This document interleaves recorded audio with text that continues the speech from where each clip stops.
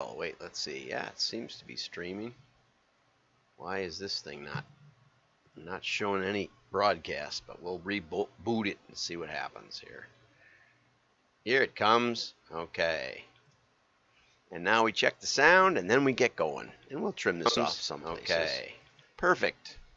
5, 4, 3, 2, 1. I'm John Miglosh for the Wisconsin DMA and the International Society for Strategic Marketing. So, I just got off the phone with Ron Davis, and he's coming to our meetup in Wisconsin, in Elm Grove, at O'Donoghue's in down here. Look here. Eyes up, eyes down. Anyway, at 6 o'clock on Thursday the 23rd, and Grant Johnson's already registered on the site. You can go to wdma.org if you're in Chicago or Minneapolis, you want to drive down. It's all okay. Or New York, it's not a bad flight. I used to fly back and forth to New York sometimes for just one meeting or something.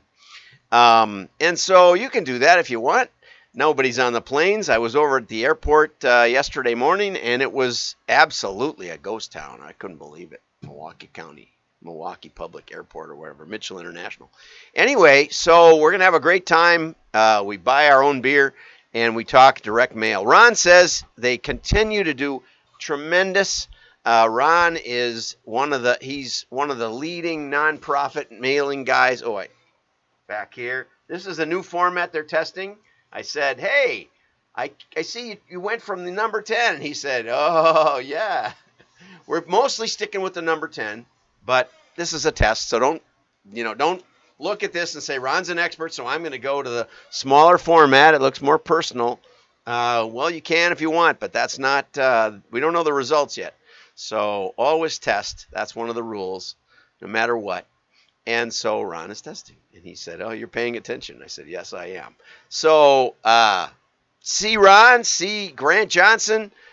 We got the full board expected at the WDMA meetup, so that's enough about that.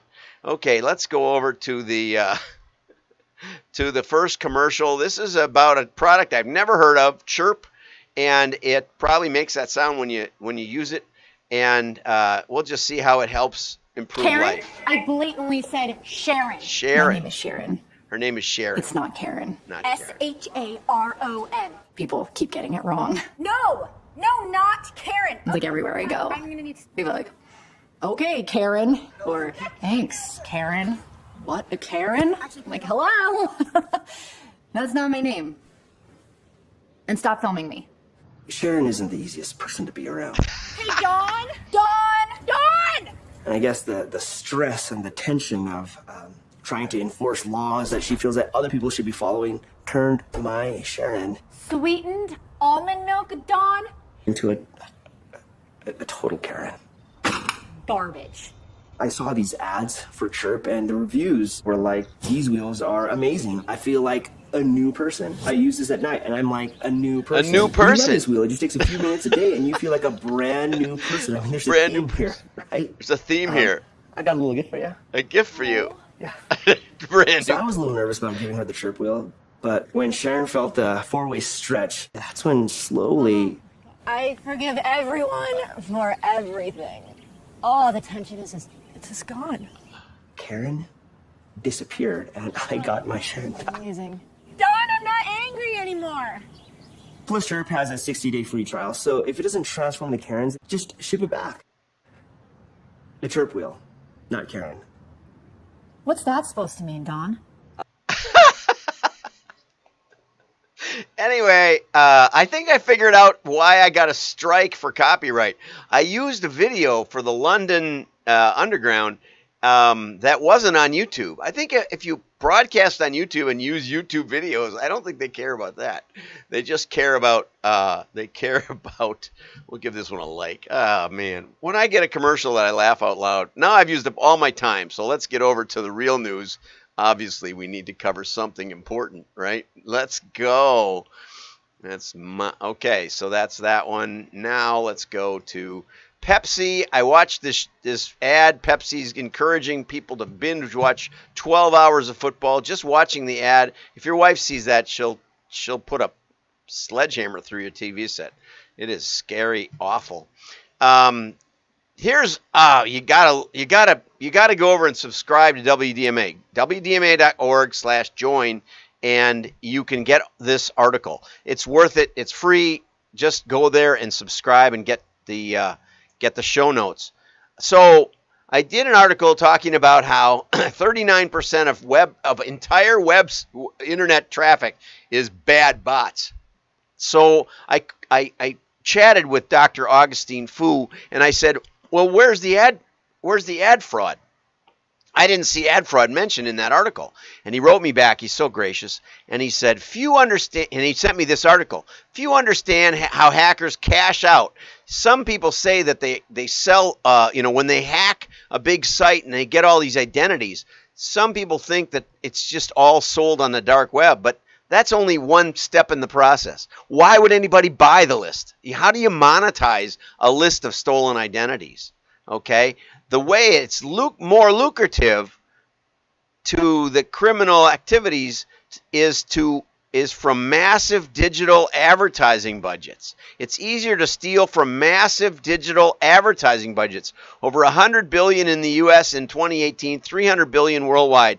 This pool of dollars gets larger and is replenished year after year after year, and nobody knows what's happening, right? How do criminals do this? Through digital ad fraud, right?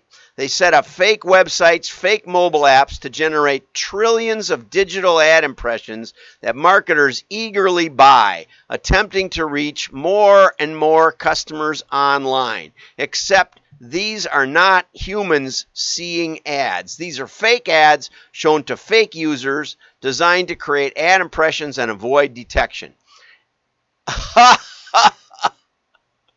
Where's Andrew Ettinger? Andrew, you got to retweet this bugger. This is just staggering. When you couple that 40% of all web traffic is bots, and then, as Dr. Augustine says, and then you realize that these bots are trafficking in ad impressions, you need to look into mail. That's enough of that. Okay. 8 tips to improve direct mail. Josh McCauley, I love the name of his company, Gray Hair Software. I don't know. They have a beautiful website. I was really curious about it. It seems to be some kind of data processing, like data hygiene, address hygiene company. But he lost me at the first sentence. Marketers are under more pressure than ever. Are you kidding? Than ever? Like when your company's going under in the Great Depression, you don't think there was pressure? Or World War II when you couldn't when everything was rationed. This is more pressure than ever. From what I hear, if you're in direct mail, your results are better than ever. Less pressure than ever. Just put something out there and you get a response. Okay, of course, and social media, email, offline channels, and of course, direct mail are being evaluated. No, I don't think they are. Not really. Everybody wants to go to Google Ad Network and trust that. Okay, so he's got 8 tips. Which day generates a higher response? Not one case study, not one even hypothesis on which day is better. And how do you control the delivery of the USPS? Yeah, you can to some extent, but it can mess things up too.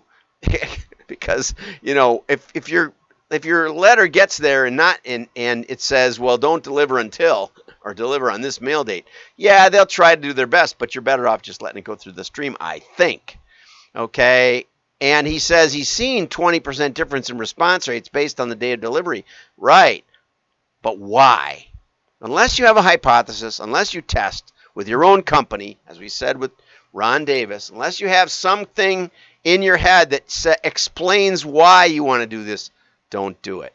Optimize postage delivery. Yeah, test first class. Test a number 10 versus a postcard. You might be surprised.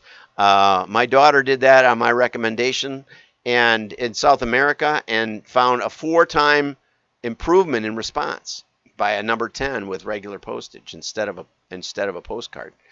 She said, we'd always done postcards. I said, test it. Okay, mail date or in-home. First, he says you should focus on in-home, not mail date.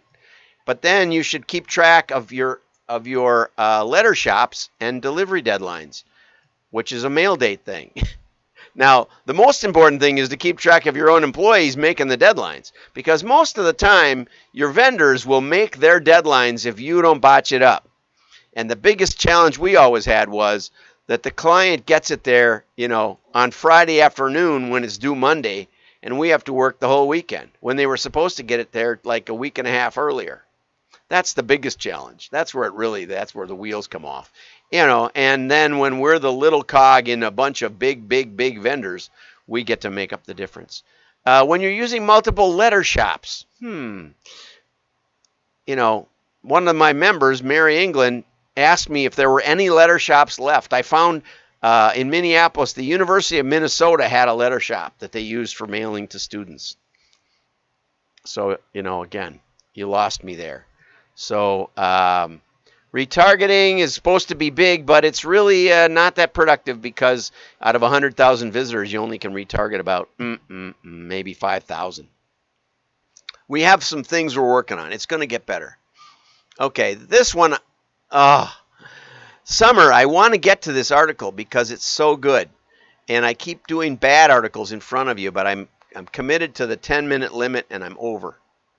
So maybe we'll do a special show just for Summer, because it is that good. Summer, this is the best article in a long time, even from you. So I'll mention you, and we'll get to it, and I'll do a separate show. Have a great day. Like and share your friends.